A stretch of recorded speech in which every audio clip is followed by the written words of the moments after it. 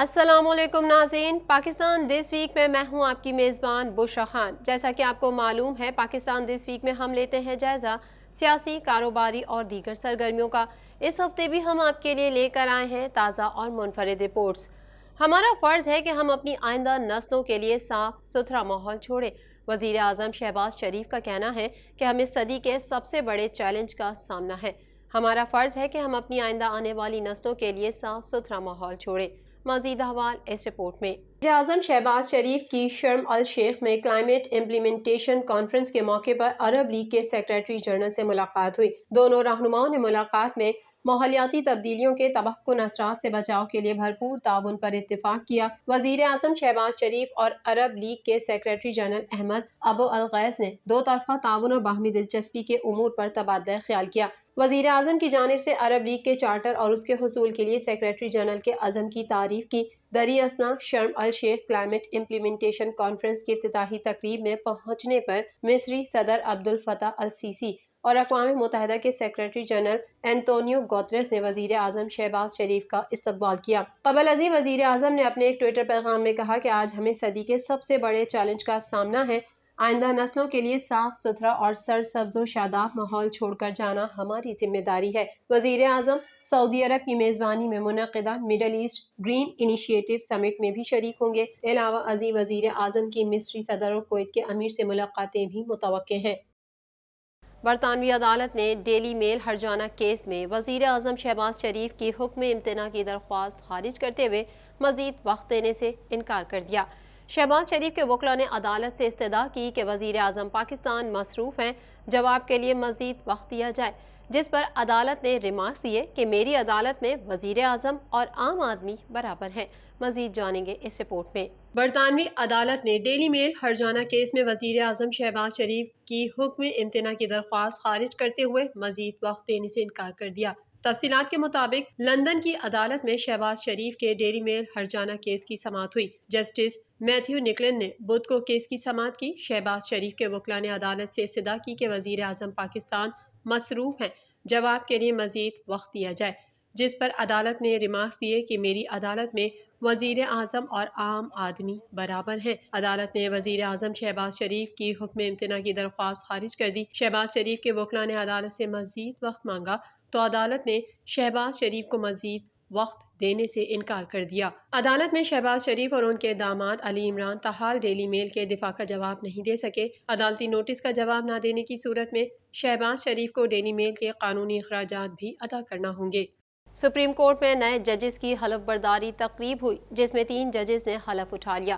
Justice اطہر من اللہ کی supreme court میں تعیناتی کے بعد چیف جسٹس اسلام آباد ہائی کورٹ کی خالی نشست پر جسٹس عامر فاروق کو تعینات کیا گیا ہے، جن کے لیے جوڈیشل کمیشن کے اجلاس میں سفارش کی گئی تھی۔ مزید احوال اس رپورٹ میں۔ سپریم کورٹ میں نئے ججز کی حلف برداری تقریب ہوئی، جس میں 3 ججز نے حلف اٹھا لیا۔ جسٹس اطہر من اللہ کی سپریم کورٹ میں تعیناتی کے بعد چیف جسٹس اسلام آباد ہائی کورٹ کی خالی نشست پر جسٹس عامر فاروق کو تعینات کیا گیا ہے، جن کے لیے جوڈیشل کمیشن کے اجلاس میں سفارش کی گئی تھی۔ میڈیا رپورٹ کے مطابق سپریم کورٹ میں منعقدہ تقریب میں chief justice of Pakistan justice Umar Ata Bandial نے تینوں نئے ججز سے حلف لیا۔ حلف اٹھانے والے نئے ججز میں جسٹس اطہر من اللہ، جسٹس شاہد وحید اور جسٹس حسن اظہر رضوی شامل ہیں۔ تقریب حلف برداری میں سپریم کورٹ کے ججز، بار کونسل کے نمائندے، سینئر وکلاء، لاء افسران اور عدالتی افسران و عملے کے علاوہ ججز کی فیملی نے شرکت کی۔ 3 نئے ججز آنے کے بعد سپریم کورٹ میں ججز کی کل تعداد 15 ہو گئی۔ سپریم کورٹ میں تاحال مزید 2 ججز کی نشستیں خالی ہیں۔ جسٹس عامر فاروق نے آج چیف جسٹس اسلام آباد ہائی کورٹ کا حلف اٹھا لیا ہے۔ ایوان صدر میں صدر مملکت ڈاکٹر عارف علوی نے جسٹس عامر فاروق سے حلف لیا۔ واضح رہے کہ صدر مملکت ڈاکٹر عارف علوی نے کچھ دن قبل ہی اعلیٰ عدلیہ میں ججز کی تعیناتی کی منظوری دی تھی۔ امریکہ کی عمران خان پر قاتلانہ حملے کی شدید مذمت۔ امریکی محکمہ خارجہ کا کہنا ہے کہ تشدد کی سیاست میں کوئی جگہ نہیں، ہر ملک روسی تیل درآمد کرنے کے لیے آزاد ہے۔ محکمہ خارجہ نے واضح کیا ہے کہ ہر ملک روسی تیل درآمد کرنے کے لیے آزاد ہے، جیسے بھارت نے روس سے تیل خریدا۔ مزید احوال جانیں گے اس رپورٹ میں۔ امریکہ نے سابق وزیر اعظم عمران خان پر قاتلانہ حملے کی شدید مذمت کر دی۔ ترجمان امریکی محکمہ خارجہ کا کہنا ہے کہ تشدد کی سیاست میں کوئی جگہ نہیں، محکمہ خارجہ نے واضح کیا کہ ہر ملک روسی تیل درآمد کرنے کے لیے آزاد ہے، جیسے بھارت نے روس سے تیل خریدا۔ تفصیلات کے مطابق ترجمان امریکی محکمہ خارجہ نیڈ پرائس نے نیوز بریفنگ میں خطاب کرتے ہوئے کہا کہ پاکستان میں ہونے والے حالیہ واقعات پر تشویش ہے۔ عمران خان پر قاتلانہ حملے کی شدید مذمت کرتے ہیں نیڈ پرائس کا کہنا تھا کہ تمام جماعتوں کو اپنے معاملات بات چیت سے حل کرنا چاہیے، لوگوں کو پرامن احتجاج کا حق حاصل ہونا چاہیے۔ عمران خان پر قاتلانہ حملے پر وزیر خارجہ بیان دے چکے ہیں۔ پاکستانی عوام کے ساتھ کھڑے ہیں، تشدد کی سیاست میں کوئی جگہ نہیں۔ انہوں نے کہا کہ عمران خان اور دیگر زخمیوں کی جلد اور مکمل صحت یابی کے لیے دعا گو ہیں۔ امریکہ نے واضح کیا ہے کہ ہر ملک روسی تیل درآمد کرنے کے لیے آزاد ہے، جیسے بھارت نے روس سے تیل خریدا۔ امریکی وزارت خارجہ کے ترجمان سے یہ پوچھا گیا تھا کہ کیا پاکستان اور دیگر ممالک بھی اسی طرح روسی تیل درآمد کر سکتے ہیں جیسے بھارت کر رہا ہے، جس کے جواب میں انہوں نے مزید کہا کہ امریکہ واضح طور پر کہہ چکا ہے کہ ہر ملک کو روس سے تیل کی درآمدات کا فیصلہ اپنے اپنے حالات کو دیکھ کر کرنا ہوگا۔ تاہم ترجمان محکمہ خارجہ نے نشاندہی کی کہ امریکی محکمہ خزانہ پہلے ہی ایک عام لائسنس جاری کر چکا ہے جو منظور شدہ روسی بینکوں کے ساتھ تیل کی خریداری کے لیے لین دین کی اجازت دیتا ہے، لہٰذا ایسی ادائیگیاں جاری رہ سکتی ہیں۔ ترجمان کا مزید کہنا تھا کہ موجودہ امریکی پابندیاں جو سال کے آغاز میں یوکرین پر روسی حملے کے بعد لگیں،